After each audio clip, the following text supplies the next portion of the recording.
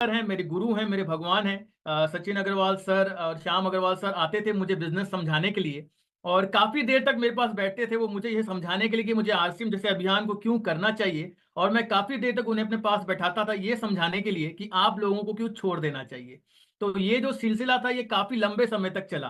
कहीं ना कहीं मैंने एक बात और सीखी अपने लाइफ में, कि जब इंसान बहुत ज्यादा पढ़ लिख लेता है ना, तो वो सही डिसीजन ले नहीं पाता है, वो सही डिसीजन नहीं ले पाता है। मैंने इस सिस्टम में अपने इतने साल के एक आरसीएम के अभियान के करियर में मैंने कई लोगों को देखा है जो बिल्कुल पढ़े लिखे नहीं है, और वो एकदम सही डिसीजन सही टाइम पे लेते हैं। और मैंने कितने ही ऐसे पढ़े लिखे लोगों को देखा है जो सही डिसीजन सही टाइम पे कभी नहीं ले पाते हैं। उनके क्योंकि हमारे अंदर कहीं ना कहीं एक ईगो रहता है, एक अपनी सफलता का हमारे अंदर एक घमंड रहता है कि हम इतना पढ़ाई कर चुके हैं, और एक आईसीआईसीआई बैंक का मैनेजर क्या आरसीएम जैसा जोड़ा जाड़ी का काम करने वाला है क्या। तो मैं भी नहीं समझता था। और जब बैंक में मुझे काम करते हुए 6 महीने हो गए, तब मुझे एहसास हुआ कि नहीं, अब तो कुछ बदलाव की जरूरत है, और मैं उसका कारण भी आपको बताना चाहूंगा। देखिए, हम में से अधिकतर लोग जो काम करते हैं ना, भले वो बिजनेस करें या जॉब करें, हम नॉर्मली सुबह 9 to लेकर के रात को 7, 8 या 9 बजे तक काम करते हैं। हम लोग का ड्यूटी वही रहता है, और हफ्ते के हम लोग 6 दिन काम करते हैं, और कभी कभी तो 7 दिन काम करना पड़ जाता है। तो एक समय ऐसा आया जब मैं सोच में पड़ गया कि मैं अगर पैसे कमा भी लूंगा, तो ना अपने परिवार के लिए वक्त निकाल पा रहा हूं, ना अपने लिए वक्त निकाल पा रहा हूं। तो फिर ऐसे पैसों का मोल क्या है जो मैं अपने ऊपर ही खर्च नहीं कर पा रहा हूं, या फिर जो मुझे अपने परिवार के साथ सुकून के 4 घंटे भी नहीं दे सकता।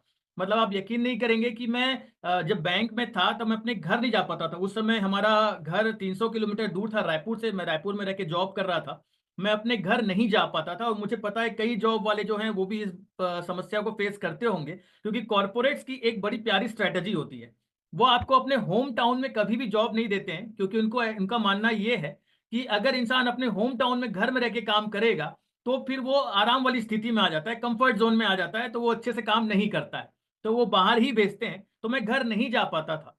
तो तब मुझे एहसास हुआ, बोलते हैं ना कि जब चोट लगती है तब मलहम की याद आती है। तो जब चोट लगी ना, तो आरसीएम रूपी मलहम की याद मुझे उस समय में आई।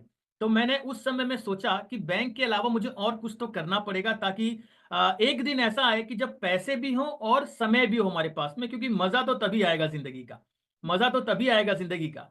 तो फिर मैंने रिसर्च करना चालू किया, तो मुझे कुछ तरीके नजर आए जिसमें से आप अपना बिजनेस खोल सकते हैं, फ्रेंचाइजी आउटलेट दे सकते हैं, और या तो फिर आप उसके अलावा कोई और दूसरा काम भी कर सकते हैं। तो ये जो फ्रेंचाइजी वाला सिस्टम था ना, बिजनेस वाला सिस्टम, ये मैं इसलिए नहीं कर पाया क्योंकि मिडिल क्लास फैमिली है ना, उसके पास लगाने के लिए पैसे नहीं होते हैं। और जहां तक मैंने, क्योंकि मैं बिजनेस भी कर चुका हूं, तो मैंने बिजनेस को इतनी बारीकी से समझा है कि बिजनेस में आपके पास दो चीजें चाहिए।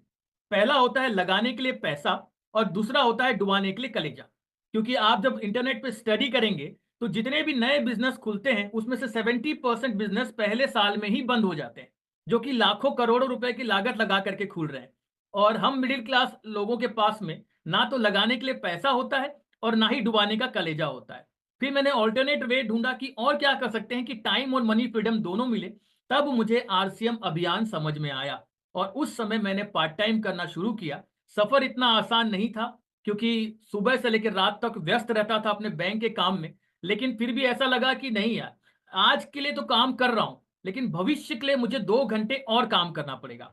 आज का तो मेरा जुगाड़ हो जा रहा है जो मैं बैंक में कर रहा हूँ, लेकिन भविष्य को बेहतर बनाने के लिए अब मुझे 2-3 घंटे और एक्स्ट्रा काम करना पड़ेगा। मैंने पार्टीज छोड़ दी, दोस्तों के साथ घूमना छोड़ दिया, कोई भी एक्टिविटीज करनी छोड़ दी। पूरे 2 साल में अपने घर मात्र 2 बार गया, और आरसीएम अभियान को बिल्ड किया। और 2 साल के बाद में जब थोड़ा सा बिल्ड हुआ, तो मैंने इसे फुल टाइम अपने जॉब को छोड़ करके फुल टाइम कर रहा हूँ। आज गुरुदेवों के मार्गदर्शन से, उनके आशीर्वाद से आज एक अच्छे खासे मुकाम पे हूँ। और आज जो मैं आपके सामने बातें लेकर के आया हूँ, आज मेरी इस जर्नी ने मुझे जो सिखाया है, मैं वही सब बातें आपके बीच में रखने वाला हूँ यहाँ पे।